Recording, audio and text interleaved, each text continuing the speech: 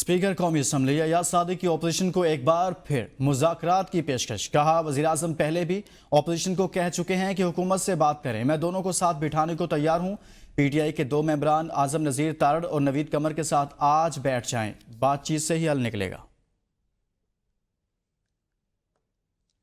ये नाअहलियाँ किसी मसले का हल नहीं, नाअहलियों का सीजन अब खत्म होना चाहिए, अब होश के नाखून ले।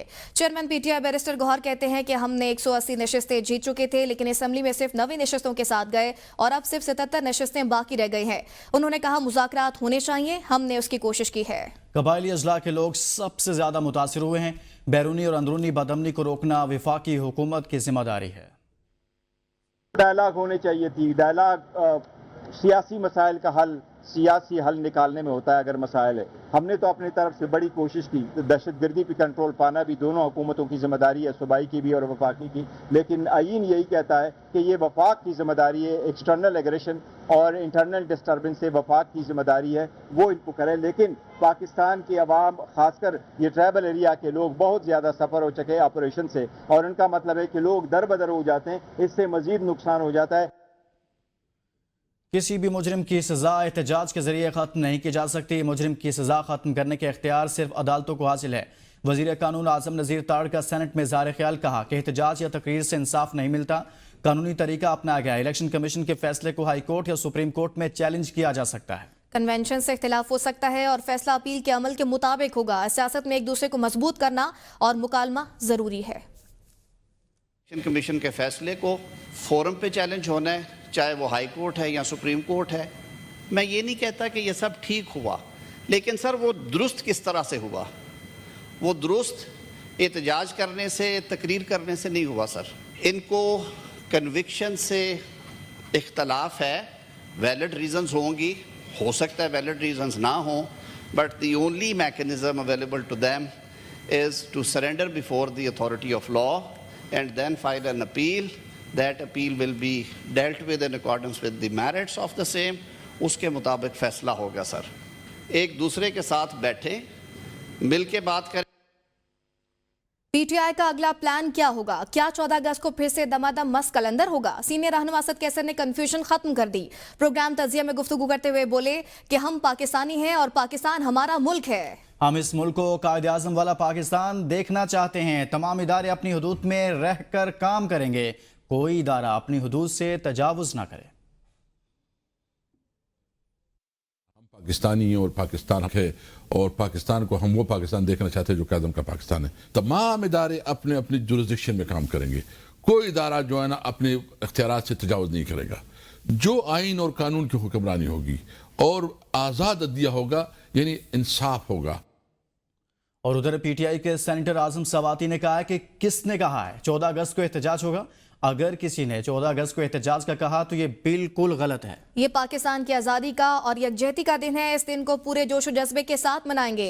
14 अगस्त कायदे आज़म की फतह का दिन है। एहतजाज नहीं है। अगर किसी ने आपको ये कहा है तो ये बिल्कुल गलत कहा है। कतन भी कोई एहतजाज नहीं। आज़ादी के दिन कोई एहतजाज नहीं करता। इंशाअल्लाह ताला हम इस दिन को जोश और जज्बे के साथ मनाएंगे, इसलिए कि हमारी आज़ादी, ये कायदे आज़म की सबसे बड़ी फतह का दिन है, ये पाकिस्तान का दिन। अमेरिका ने पाकिस्तान का मौक़िफ़ तस्लीम किया, ये बड़ी कामयाबी है। कलदम BLA और मजीद बरगेट ने भारत का साथ दिया। बिलावल भुट्टो की हैदराबाद में मीडिया से गुफ्तगू, कहा कोशिश है अक़वाम मुत्तहिदा से भी इन तंजीमों पर पाबंदी लगे। पाकिस्तान ने सिंतास मुआहदे का मामला दुनिया भर में उठाया। भारत अपने बुज़दिलाना मौक़िफ़ से पीछे नहीं हट रहा। अगर मुआहदा खत्म किया गया तो पाकिस्तान के पास 6 दरियाओं का पानी आएगा। आईनी बेंचों का क़याम हमारी दरीना ख्वाहिश थी। आईनी तरमीम तमाम जमातों की मुशावरत से लाई गई। आइन के तहत हर 5 साल बाद नया NFC अवार्ड देना चाहिए। मुनासिब मंसूबे के तहत आर्मी चीफ और फौज को मुतनासिब बनाने की कोशिश की गई। तमाम इदारों को एक दायरे में रहकर काम करना होगा। جب پاکستان اور بھارت نے حال ہی میں یہ 5 دن کا جنگ لڑا تو BLA اور مجید بریگیڈ نے کھل کے مودی کا حمایت کا اعلان کیا، اور امریکہ نے آپ کی اس پوائنٹ کو بھی انڈورس کیا ہے۔ میں سمجھتا ہوں کہ یہ پاکستان کی بہت بڑا کامیابی ہے، لیکن ہمارا مزید کوشش یہ انشاءاللہ تعالی ہونا چاہیے کہ ان تنظیموں کو کہ ہم یونائٹڈ نیشنز کے تھرو ان کو ڈکلیئر کیا جائے کہ یہ دہشت گردی کی تنظیمیں ہیں۔ اگر سنتاس معاہدہ نہیں ہے تو اس کا مطلب یہ ہے کہ پاکستان کو 6 دریا کے اوپر عالمی قانون کے مطابق لوور ریپیرین رائٹس موجود ہے، اور پھر ہم وہ لوور ریپیرین رائٹس مانگیں گے وہ 6 دریا۔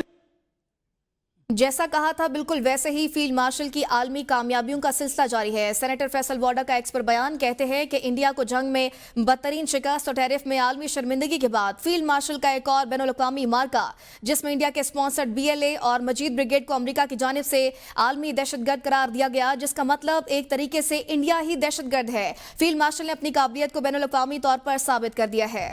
کاش پاکستان کے پاس فیلڈ مارشل جیسا جمہوری لیڈر بھی ہوتا۔ نہ پہلے کوئی لیڈر تھا، نہ آج کوئی ہے، اور نہ ہی آگے کوئی نظر آ رہا ہے۔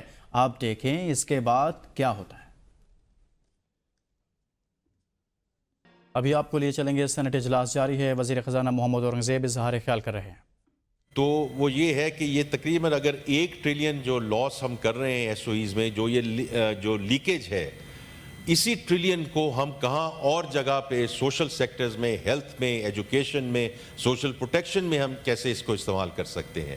تو اسی لیے جو اس وقت جو ہمارا رائٹ سائزنگ کمیٹی ہے، I chair both the cabinet committee on SOEs.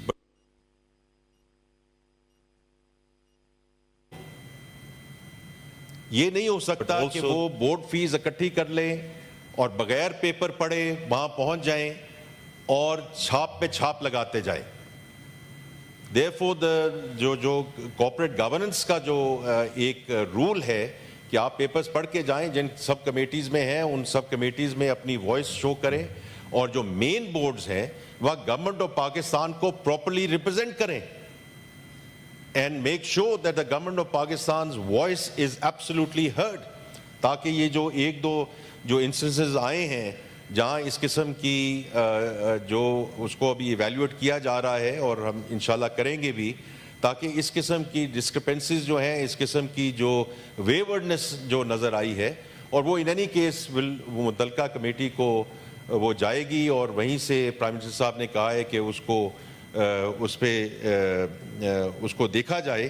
لیکن ہم نے یہاں بات کرنی ہے آن اے اسٹرکچرل بیسس، اور اسٹرکچرل بیسس یہ ہے کہ جو ہمارے گورنمنٹ کے نامینیز ہیں they must play their due role on these boards as we go forward under the SOE act. تو دیکھیں ہمارے لیے یہ بہت امپورٹنٹ چیز ہے کہ یہ جو لاسز ہیں، یہ دیکھیں اگر آپ اس کو تھوڑا سا چیئرمین صاحب اگر اس پہ ہم فوکس کریں تو وہ یہ ہے کہ یہ تقریباً اگر 1 ٹریلین جو لاس ہم کر رہے ہیں SOEs میں، جو لیکیج ہے، اسی ٹریلین کو ہم کہاں اور جگہ پہ سوشل سیکٹرز میں، ہیلتھ میں، ایجوکیشن میں، سوشل پروٹیکشن میں ہم کیسے اس کو استعمال کر سکتے ہیں۔ تو اسی لیے جو اس وقت جو ہمارا رائٹ سائزنگ کمیٹی ہے، I chair both the cabinet committee on SOEs but also the cabinet committee on right sizing۔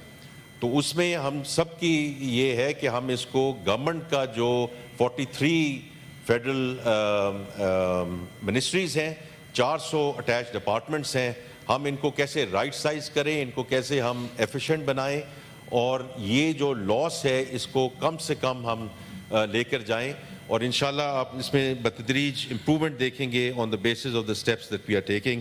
But the governance part جو ابھی سینٹر صاحبہ نے بات کی ہے is going to play a very very important role as we go forward. بہت شکریہ